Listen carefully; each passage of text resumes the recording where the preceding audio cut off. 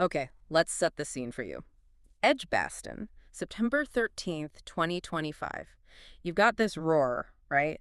25,000 fans. It's almost like a physical thing you can feel. Absolutely. And the floodlights are just blazing like I don't know, a bonfire or something. Yeah, exactly. And the air is just thick with anticipation. Huh. We're about to dive into the Vitality T20 Blast Final, a real high-stakes drama where, honestly, every single ball felt like it could rewrite history. And that's what we're doing today, isn't it? Yep. We're unpacking Somerset's victory, which was, I mean, absolutely thrilling. Oh, totally. A championship chase that's definitely going into the cricket folklore books. Secured their third T20 Blast crown, too. It really wasn't just a game, was it? It felt like, well, a masterclass in resilience, you know, and individual brilliance, too, just pure sport. Right. So our mission here in this deep dive is to explore how they got to this epic showdown. We'll dissect those moments, the big ones that define the final. And celebrate some of the unsung heroes, because there always are in these games. And that electric atmosphere, you have to talk about that. Definitely. And sort of what does this win actually tell us about modern cricket? About the magic of sport itself? And just quickly, for anyone maybe newer to this format, the T20 Blast, it's England's main short-form cricket tournament. Think whirlwind action, 20 overs aside. Yeah, lots of explosive batting, some really cunning bowling, and it all builds up to these heart-stopping finishes, usually all done in about 3 hours. That was part of the appeal, right? Fast, furious, and you don't need to set aside a whole day. Really accessible. Okay, so to really appreciate this final, let's look at the contenders. You had Somerset, these relentless chasers from the West Country. They arrived with, well, unfinished business. Let's put it mildly. They won it in 2023, but then lost the 2024 final. So, yeah, redemption was definitely on their mind. Facing them, Hampshire, polished performers, really consistent, and they were eyeing a record 4th title. They wanted to be the most decorated side in Blast history. And getting to the final wasn't straightforward for either of them. There was plenty of drama just getting there. In the semis, Somerset, they pretty much romped home against Lancashire Lightning. Yeah, the Lancashire were quite depleted, weren't they? Missing some key international players because of scheduling clashes. We should probably touch on that later. We sure. But it did show Somerset's depth, didn't it? Tom Kohler-Cadmore hit this impressive 81 in that semi. It just showed their strength wasn't just about one or two big names. A real team effort, Yeah. built for consistency. Exactly. And then Hampshire. Well, they had their own nail-biter. Chris Lynn, the Aussie import. He produced one of those moments you just had to see. Against Northamptonshire, right. That was unbelievable. First ever century on finals day. An unbeaten 108. And, get this, 5 consecutive sixes in 1 over. Off Lloyd Pope, the spinner. 5 in a row. Just insane hitting. Absolutely. It propelled them to a win, adjusted by Duckworth Lewis Stern because of rain, but honestly, the way he hit those sixes, that was the story. Talk about a statement. The Holly stand must have gone wild. Oh, it was bedlam. Pure ecstasy. But, you know, that performance almost made Hampshire seem invincible heading into the final. Yeah, it set the stage perfectly. So, finals day, the sun starts to dip. Edgbaston is just buzzing. Hampshire, led by the very classy James Vince, they win the toss, and they make a pretty bold call. They did. They chose to bat first. On a pitch that, historically, tends to favor the chasing side under lights because of the dew. A bit of a gamble then, banking on their batting firepower. Precisely. Trusting their top order to set a target that was just too big to chase. And initially, it looked like a masterstroke. Because Toby Albert, their opener, Wow. he was the Blast's leading run scorer in 2025, over 600 runs, and he played like a... Had proper masterclass innings. 85 runs off just 48 balls. That included 10 fours, 2 massive sixes. He wasn't just scoring, he was dominating. dancing down the track, putting the bowlers under serious pressure. And he had Vince at the other end who, just stroked a fluent 52 himself. That was his 46th T20 Blast 50. Speaks volumes about his consistency. So together, they put on 97. That's a huge partnership in T20. Must have had Somerset worried. Oh, definitely scratching their heads. They were absorbing pressure, rotating strike, but punishing anything loose. It was high-quality batting. But this is T20, right? Things change fast. Instantly. And Lewis Gregory, the Somerset skipper, he's a wily bowler. Yeah. A medium pacer, but smart. He struck back.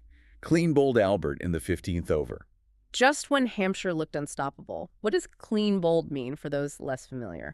Good point. It means the ball hit the stumps directly, knocked the bails off. No bat involved, no pad, just timber. A bowler's dream dismissal, really. Right. A massive moment in the game. Huge. And even Chris Lynn, after his semifinal fireworks, he couldn't repeat it. got out for just 12, caught in the deep. So the momentum shifted a bit there. It did, but Hampshire still had enough depth. Joe Weatherly added a quick 22. James Fuller chipped in with 15. They still managed to post 194 for 6. 194, that's the second highest total ever in a Blast Final, isn't it? It is. A genuinely daunting score. You looked at that scoreboard and thought, wow, Somerset needs something special here. The weight of that total felt enormous. So 195 to win. To make history, basically. The highest successful chase ever in a final. No pressure then. None at all. And their openers, Tom Cadmore and Will Smeed, they walked out looking purposeful. Cadmore had been in amazing form. And he started like it too, smashed this huge 6 that literally sailed out of Edgbaston. Incredible shot. Somerset were 41 for naught after 4 overs. They were flying, looked completely unfazed by the target. But then T20 strikes again. Disaster. And fast. Sonny Baker, young Hampshire quick. He unleashed this blistering Yorker like 88 miles per hour, right on the money. What's a Yorker again? It's that delivery that pitches right at the batsman's feet. Really hard to dig out, especially when it's that fast. And it just demolished Cadmore's stumps. Ouch. And then worse followed immediately, didn't it? Straight away. Tom Abel, Somerset's key batter, normally so reliable, he nooked his very first ball, caught it slip. A golden duck. A golden duck. Meaning? Out first ball, without scoring. The worst possible start for a batter. So in a flash, 41 for naught became 41 for 2. That confident start just evaporated. A real test of nerve now. Yeah, suddenly the chase looked very, very different. You needed someone to just calm things down. James Drew, the young wicketkeeper batter, he came in. And he did provide some stability. He did. It composed 20 on 16 balls. He wasn't trying to be the hero, just rebuild, support his partner, understood the situation. But Hampshire kept chipping away. Scott Curry, their Scottish seamer, he bowled beautifully, got Rue out LBW leg before wicket with an absolute beauty of a delivery that just straightened. Then he picked up another wicket shortly after. So where did that leave Somerset? It left them struggling, really. 89 for 3 after 12 overs. The required run rate was climbing steeply. They desperately needed heroes, and they needed them now. And boy, did they get them. This is where Will Smeed steps up, just 21 years old, from Lichfield. And he's not just a cricketer, is he? There's the beekeeping story. Right. Off the field, he co-owns a honey farm back in Somerset, looks after something like 75,000 bees. His quote is great. Bees don't mess around, neither do I. And honestly, you saw that focus on the field. Absolutely. His innings, 94 off 58 balls. It was just poetry, wasn't it? 14 fours, that one massive 6. But it wasn't just brute force. No, not at all. He rotated the strike brilliantly against the spinners, played smart cricket, but when the rate climbed, bang.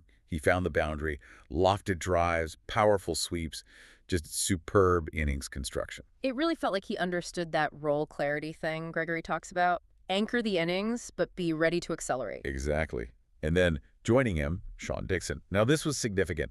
Turned out to be his last game for Somerset before moving to Glamorgan. A farewell appearance, and he nearly didn't last long. Oh, that drop catch. Curry, the bowler who'd been so good, put him down when he was only on 8. A real straightforward chance at mid-off. A total clanger. And how costly did that prove? Hugely costly. Dixon made them pay. He stayed there, unbeaten on 33 off 22 balls. Gritty, determined innings. And that partnership with Smeed. Critical. They put on 88 runs together off just 51 balls. Dixon was the perfect foil, rotating the strike, hitting the odd boundary, while Smeed provided the real fireworks. That dropped catch. Game-changing moment, no doubt. You could just feel the tension ramping up, couldn't you? 59 needed off 30 balls. Then it gets tighter. 29 needed off 12. The Edgbaston crowd was on the edge of their seats. Palpable tension. Then the 19th over, bowled by Curry again, Smeed's on 94. A century is right there for the taking. He goes for it. He charges down the pitch, tries a hit over the top, but slices it straight to James Vince at deep cover. Out for 94, agony for Smeed, just 6 short of 100 in the final. Heartbreaking. But the game wasn't over. What was the equation then? Still 18 needed, but only 11 balls left. And walking out to the middle, the captain himself, Lewis Gregory. Talk about pressure. Captain Cool needed. This is where leaders earn their stripes, isn't it? Yeah. Gregory, the 32-year-old all-rounder, he'd already bowled that crucial spell earlier. Now he had the bat in his hand. Facing Sonny Baker in the final over. 11 runs needed. Okay, take us through it, ball by ball. Right. Baker starts well. A couple of singles are exchanged. Then Gregory gets back on strike. 8 runs needed. 3 balls left. Nail-biting stuff. Baker bowls it wide, maybe trying to keep it away from Gregory's hitting zone. But Gregory backs away, gives himself room, and just carves it over point for 4. Brilliant shot under pressure. Wow. The cider army must have gone absolutely nuts. Deafening roar. Yeah. So now 6 needed, 2 balls left. Baker needs a perfect delivery here. He goes for the Yorker. He does. It's actually a pretty good Yorker.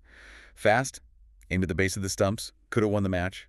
But Gregory. His bat comes down, connects, and it's this glorious flick. Instinctive maybe, but timed perfectly.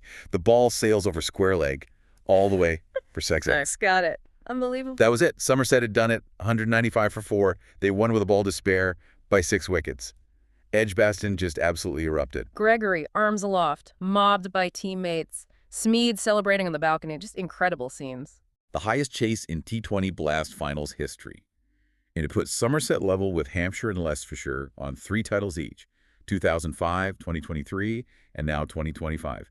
Pure, unadulterated redemption. What an ending. Just phenomenal. And Gregory's heroics there, it wasn't just a flash in the pan, was it? It felt like the culmination of their whole season. Absolutely. Somerset's 2025 campaign was built on this relentless consistency and a really clear team philosophy. It wasn't a fluke win. How consistent were they? They only lost 3 games out of 17 in the group stage. Topped the South group with this seriously impressive net run rate that shows efficiency, scoring quickly, and restricting opponents. And that role clarity mantra you mentioned, Gregory, preached. Yeah, it seemed genuinely embedded. Everyone knew their job. No big egos clashing, just players executing their specific roles. Even when stars were missing, like in the semi, younger players like Ruse stepped up. It was about the collective. Such a contrast, really, to Hampshire's season. Theirs felt more like a roller coaster, didn't it? A total Hollywood plot. They had triumphs, but also some real struggles early on. Vince's side stuttered. But then Lynn arrived back from Australia, and that sparked a revival. And Albert's emergence as the top run scorer, that was huge for them. Massive. But in the final, those small errors, that dropped catch of Dixon, maybe a couple of misfeels, they just proved so incredibly costly. Shows the fine margins at this level, doesn't it? One mistake can genuinely swing a final. Exactly. And looking at the key players really highlights these stories. Lewis Gregory, captain, fantastic. That dual threat, 15 wickets, 250 runs across the season. And those winning 6s weren't just lucky hits. They were calculated, exploiting the field, showing that cool head. And Will Smeed. We talked about the beekeeping, but his cricket this season, especially the second half. Meteoric rise, really. He piled on 300 runs in just 8 games after July. That focus he talks about with the bees, you could see it in his batting. Precision, picking gaps, knowing when to attack. We shouldn't forget Toby Albert either, even though he was on the losing side in the final. Absolutely not. That 85 was magnificent under pressure, and finishing as the tournament's top scorer, over 620 runs, that confirms him as a serious talent. The Blast's 2025 batting king, really. These individual stories, emerging stars alongside seasoned pros, that's what makes the Blast so compelling year after year. It is. And connecting it all back to the day itself, that fan magic at Edgbaston, it was just incredible. A sellout 25,000 crowd. The Somerset Cider Army always travels well, don't they? They were there in force. And the noise from the Holly stand, I mean, it gives Premier League crowds a run for their money. Just a unique, vibrant atmosphere. And that feeds into the bigger picture of T20, doesn't it? Its accessibility, its appeal. Definitely. It's T20's greatest gift, maybe. That inclusive, thrilling nature. Games are over in 3 hours. Perfect for families. A brilliant way to get new fans hooked on cricket. Yeah, and even with those controversies, like the scheduling clashes meaning some international stars were missing. Which is a valid point of discussion, for sure. But this final, this whole deep dive, it shows the Blast consistently unearths and spotlights brilliant domestic talent. It delivers that raw emotion. It just proves cricket's beauty often lies in its sheer unpredictability and the unexpected heroes. Couldn't agree more. So looking back, Somerset's chase, it wasn't just a win, was it? It was redemption. It was a testament to belief, sticking to the plan, the power of a team truly united. Exactly. It's a perfect reminder of why we fall in love with these sporting stories. That mix of raw talent, smart strategy, and just pure, unadulterated grit. These are the moments that just capture you, aren't they? And they offer lessons, maybe, that go way beyond the boundary rope. We've seen how those individual flashes of brilliance, like Smeed's innings or Gregory's final over, often need those unsung contributions, that unwavering team spirit, to actually shape history and create these memories that last. Which kind of leads us to a final thought for you, our listener. Thinking about this incredible triumph, what does it tell you about hitting your own sixes in life? How do you find that blend of individual brilliance and collective spirit? Yeah, how do you step up when the pressure's on? How do you capitalize on those unexpected chances or use your own role clarity to achieve whatever your next big win might be? Is something to think about.